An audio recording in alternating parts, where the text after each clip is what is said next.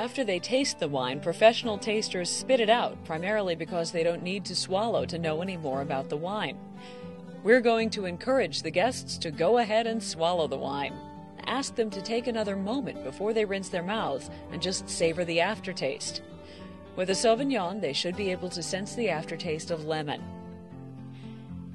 Now we have finished tasting the first wine, the guests should avail themselves of a cracker or some water to cleanse their palates and get the glasses prepared for the next wine. Thank you. The procedure remains much the same for the rest of the back-to-back tasting, but the wines change, and that means some changes in the way we handle tasting them, so let's move on. Okay, and Rob, you're going to help me with the next wine, which is a Chardonnay. At this time, it may be beneficial to recruit one of the guests to open the remaining bottles you'll be tasting. This will give you more time to pour, and it will allow the remaining wine to breathe in the bottle a bit. We'll talk shortly about letting wine breathe. Our next wine is a Chardonnay, which should be served at 50 to 55 degrees Fahrenheit. Chardonnays come from the finest grape varietal in the world. In fact, Chardonnay is one of the few grapes that doesn't require blending with another grape. California Chardonnays are light to medium yellow in color. They have a toasty oak bouquet, a result of the oak aging process. Chardonnays benefit in their flavor from that process more than any other wine. Sometimes you might also smell a tropical fruit aroma. Our guests tasted an appley fruit flavor, found the wine dry with a vanilla-like sweet impression, all of which fits a typical Chardonnay. Your guests should sense a slightly spicy aftertaste. Once again, the guests will finish their sampling and, after enjoying the aftertaste, cleanse their palates, rinse their glasses, and prepare for the next wine. Our next choice is a Pinot Noir, a Burgundy with a light to medium red color. Remember, red wines should be served at room temperature. Again, room temperature is 60 to 68 degrees Fahrenheit, never over 68 degrees. Also, a red wine in particular should be opened shortly before it is decanted. Recall that we had one of our guests open all the remaining bottles just after we began the tasting. When a bottle is opened, it is allowed to breathe. Technically, it's being oxygenated. The process of oxygenating the wine releases the chemical components that produce the aromas. There is a more interactive way to oxygenate the wine that lets everyone participate. Ask everyone to swirl the wine in their glasses. Swirling can also oxygenate the wine. You may notice that some of the guests will study the way the wine lays on the glass after it is swirled. How the wine lays shows its tannin factor. Tannin is derived primarily from the skins of the grape. It acts as a natural preservative for the wine. The amount of tannin in a wine affects its taste. Too much makes for an almost bitter taste. Conversely, too little makes a wine flat and unimpressive. When everyone has swirled the wine and released the aroma of the wine, smell the Pinot Noir. People often feel uncomfortable with this because it seems pretentious, and it is if you don't know why you're doing it.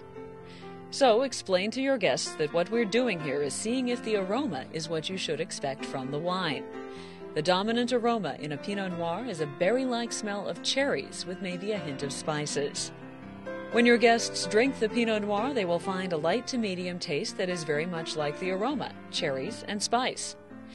Pinot Noirs have been somewhat unpredictable in the past, but California vintners have become more successful in stabilizing production in recent years. Ask the guests to swish the Pinot Noir around in their mouths. You can also use a chewing motion. The point is to move the wine around in your mouth. Let it wash over the tongue and fill the sides of your mouth. Let every taste bud sample the wine. And hold it in your mouth so the aroma can fill your nasal passages and your brain can sense the aroma and let you know what it smells. Next, we have chosen a Merlot. Originally, the Merlot grape was used only as an enhancer for other wines. It gradually was accepted for its own flavor, which among the darker Merlots can be relatively strong. We're now into a heavier, darker wine. The bouquet our guests are experiencing is plummy, fruity, with some possible mint. The Merlot is moderately tannic, meaning that the taste derived from the grape skins is not too strong. Your guests will sense a fruity aftertaste with a hint of vanilla. It's time for the Cabernet Sauvignon, a hearty red wine that is sometimes regarded as the king of red wines. Ruby red with a deep purple tint, its primary bouquet and taste are fruity, particularly with black currants. Some winemakers age Cabernet Sauvignon in a succession of barrels, adding a unique wood taste to the wine. After the Cabernet, do a quick recap of the flavors your guests experienced. Ask them if they had a favorite. Remember, everyone has different tastes, so the answers should be varied. I just noticed the smoothness. I don't know anything. You think else. this is smoother than the other one? Have them try a slice of apple or cheese with any of the wines they choose to see if this sways their opinions of one wine over the other. After that, have them cleanse, rinse, and prepare for our dessert wine of very different taste. Well, as the party goes on, I notice that we all move closer to the table. We have chosen a Muscat, an especially dry and full-bodied wine with a grapey taste. Nature itself sweetens the grape and works its magic especially well in grapes that are harvested late, even when they're moldy, a piece of information you may want to keep to yourself at your party. This wine has a thick texture, so you'll want to serve it in very small amounts. Especially sweet and not always to the taste of everyone, our Muscat will be served later with dessert. Once again, the guests will use water and crackers to cleanse their palates. We have finished the back-to-back wine tasting. All your guests will, by now, have established some very strong opinions about the wines you served.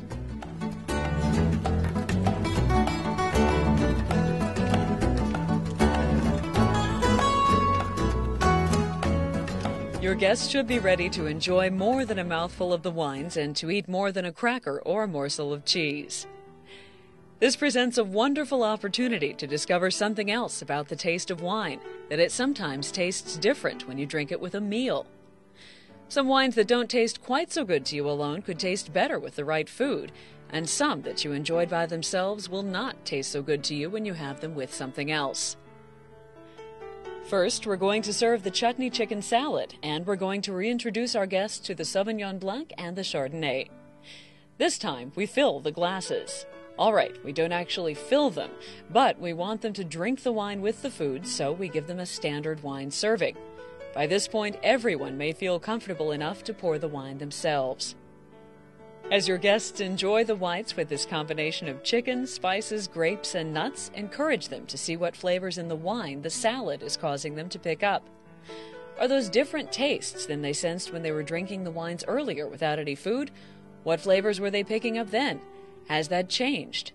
Did they enjoy the wine more when they had it alone, or are they finding it more pleasant now with food? We chose the chutney chicken salad because it goes well with both the Sauvignon Blanc and the Chardonnay. Our guests seemed to agree the whites were a hit with the food. Now we were ready to see if they were as impressed with the Brie and 2 of the reds. You'll want to pour both a Merlot and a Pinot Noir to drink with the Brie with the sun-dried tomato and garlic. Have some crackers out for the guests to spread the Brie on. This food combination presents some very strong flavors.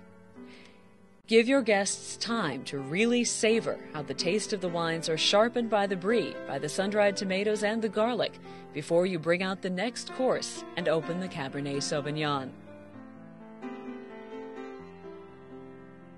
For our main course, we're serving the grilled pork tenderloin, and we're serving it with the Cabernet. The roast is covered with a sweet crust and is served with rolls. Wait until you try this recipe. You shouldn't have to use any condiments like mustard. The pork stands alone quite well on a nice fresh roll. Once you have introduced specific wine-food combinations, open up the party and encourage the guests to experiment on their own. Try the Chardonnay with the pork tenderloin. How about the Pinot Noir and the chutney chicken salad? Tastes are quite individual, so you and your guests may be in for some surprises. Finally, we're ready to see how our guests' perception of the Muscat is affected by combining with our yummy dessert, and here it is. The strawberries, a fresh homemade whipped cream, and almond crunch cookies we prepared earlier. Keep in mind that the dessert you serve should never be sweeter than the wine. That's why we chose this dessert to go with this Muscat. A dessert that's too sweet can overwhelm the wine's sweetness and give the wine a bland taste. Muscat, strawberries, whipped cream, and almond cookies. A perfect blend. As a side plan, you may want to serve chunks of dark chocolate. Guests may find that the Cabernet goes very well with the heavy dark chocolate taste.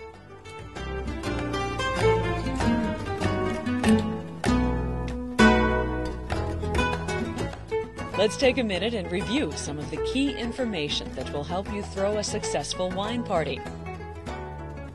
First, prepare everything beforehand. That way you can enjoy the party too. The foods you will need to have ready are crackers, cheeses, bread, and fruit for the back-to-back tasting, as well as lots of water. For the second part of this party, when you and your guests will try the wines with food, you'll need to prepare a chutney chicken salad, brie, sun-dried tomato and garlic, grilled pork tenderloin with a sweet crust, and for dessert, strawberries, whipped cream, and almond crunch cookies.